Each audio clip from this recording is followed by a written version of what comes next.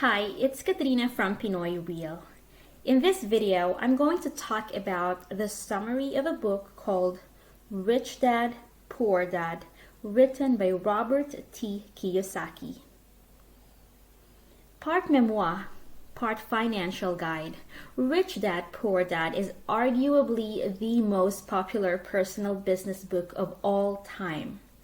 In it, Robert Kiyosaki contrasts the instruction he received from his real dad with the ones from his mentor, explains the differences between the mindsets of the poor and the rich, and champions the importance of financial literacy and financial independence.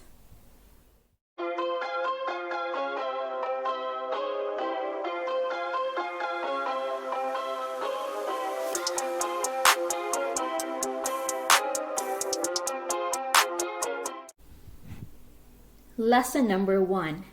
The rich don't work for money. In 1956, when Kiyosaki was merely 9 years old, his rich friend Jimmy invited 3 of their mutual friends to his parents' beach house, but not him, because he was poor. "Dad, can you tell me how to get rich?" he asked his father that evening. "Well, use your head, son," his father replied, smiling away the lack of an answer. Of course, Kiyosaki wanted something better, so he asked his best friend Mike if he could arrange a meeting with his father.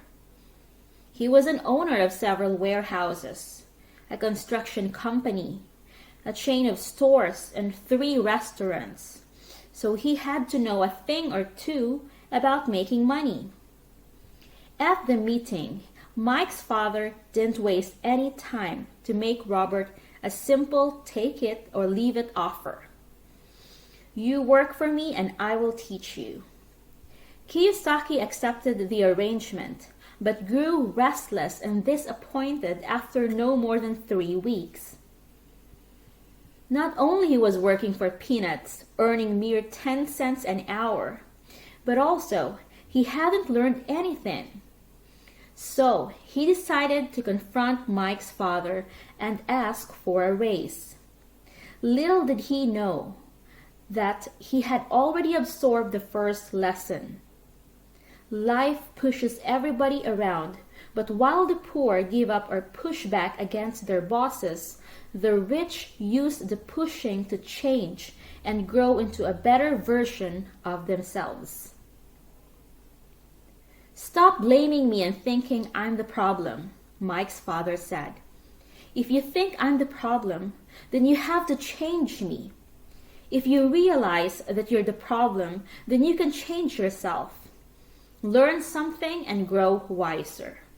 Most people want everyone else in the world to change but themselves. Let me tell you, it's easier to change yourself than everyone else.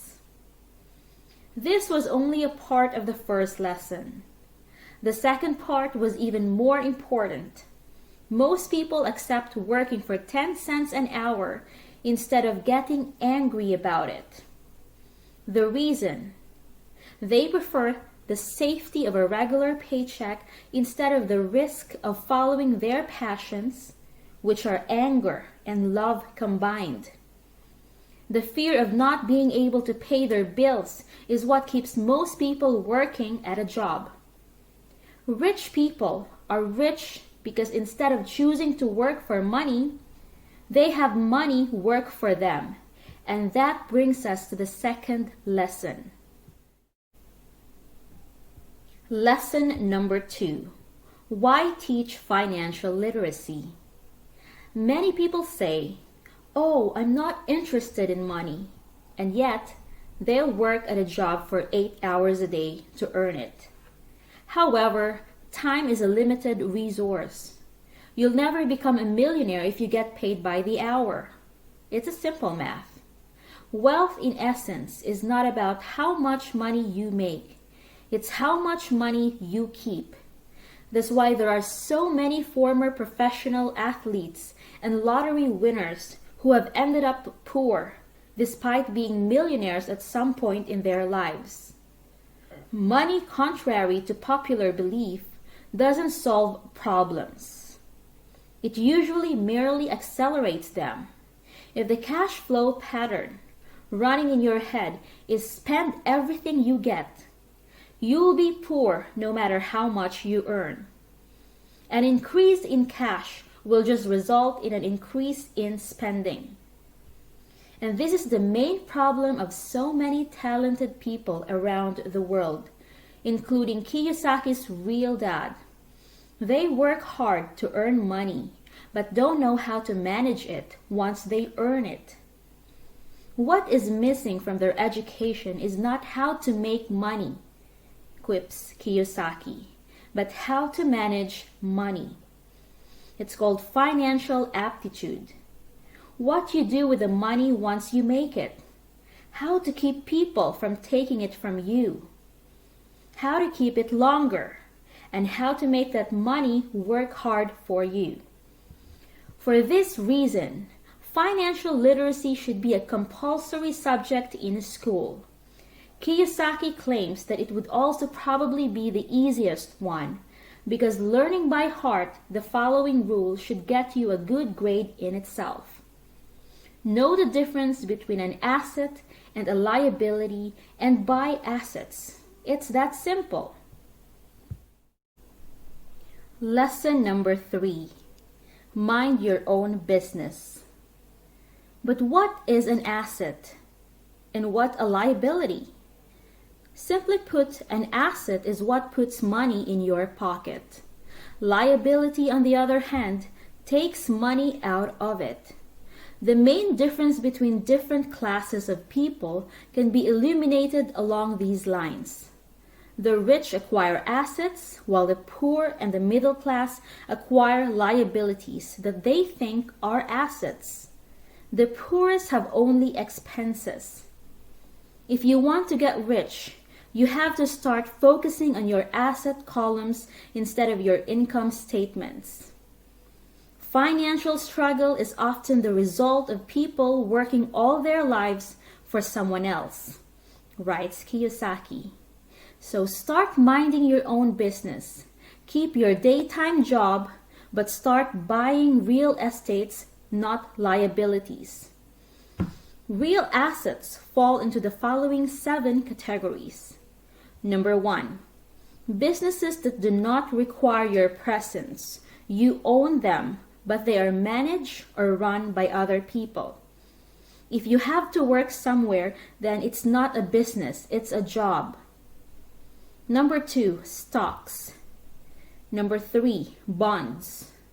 Number 4, income generating real estate. Number 5, notes or IOUs. Number 6, royalties from intellectual property such as music, scripts, and patents. And number 7, anything else that has value, produces income, or appreciates and has a ready market. Minding your own business means building and keeping this asset column strong. Once a dollar goes into it, never let it come out. Once again, instead of working for your money, make it your employee. The best thing about it is that money works 24 hours a day and can work for generations. Lesson number 4. The history of taxes and the power of corporations. Simply put, if you work for money, you give the power to your employer. If money works for you, you keep the power and control it. And this is of utmost importance in terms of taxes. As an employee, you have no choice but to earn, pay taxes, and spend the rest. However, as an employer, you can spend before paying taxes. That brings us to the biggest secret of the rich, the secret that puts them away ahead of the pack: corporations. Corporations, as you well know, are not real things, just documents that create a legal body without a soul. However, this legal body ensures that the wealth of the rich is protected. The rich use corporations to present their personal expenses as corporate expenses, thus making certain that their taxes are kept at a minimum. It may sound dodgy, but it is nothing but financial intelligence, which in Kiyosaki's opinion is the synergy of many skills and talents, a combination of the following 4 technical skills. Number 1, accounting, the ability to read and understand numbers and financial statements. Number 2, investing, the science of making money. Here formulas make some place for creativity as well. Number 3, understanding markets, the science of supply and demand. You need to differentiate between the technical, emotion-driven, and fundamental economic aspects of all investments. And number 4, law, the awareness of state and federal regulations, as well as a good understanding of tax advantages and possible lawsuits. Lesson number 5, the rich invent money. No asset is more powerful than our mind. If trained well, it can create enormous wealth. If not, it can leave you with unpaid bills. Essentially, this means that you have 2 options in life.